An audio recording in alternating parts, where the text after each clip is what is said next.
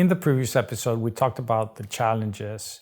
In this episode, we're going to talk about the background, why do they exist, and I'll also cover why the payment space globally is so fragmented.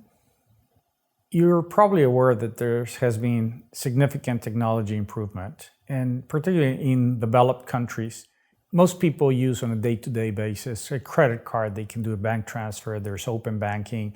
Regulation around multiple markets allow for bank transfers to happen on a real-time basis. However, when you go to emerging markets, you actually find a lot of fragmentation, a lot of consolidation among specific banks.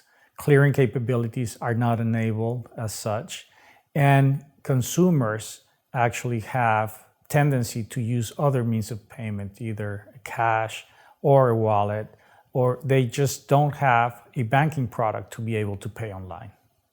Let's take Latin America as an example. 55% of the total population have a bank account. Only around 40% have a credit card, which means that you're leaving out, as a company or as trying to sell into the region, a significant portion of the population. Aside from that, in Latam, there's a heavy use of cash. And so consumer is used to paying with cash. And the challenge for the merchant is not only to create a network or access a network through which cash is received, but also through which payment confirmation happens. If we go to other regions where the unbanked population is even larger, such as Africa, you will find that the telephone carriers are the ones carrying out all the payment processing on behalf of the merchants. Even in the Western world, there's some challenges and opportunities. Regulators are keen to enable bank transfer capabilities, and as an example, that could happen on a real-time basis across Europe.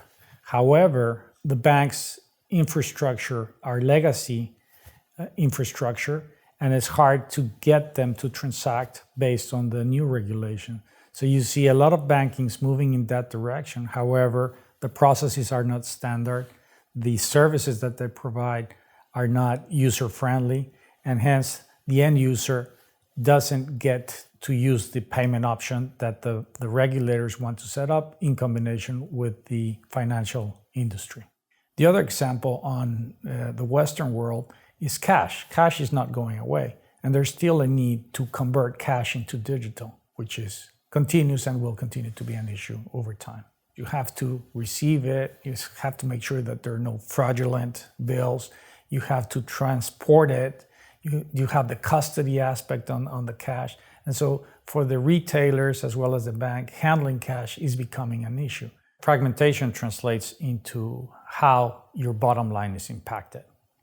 In the next episode, we're going to talk about costs and their related risks.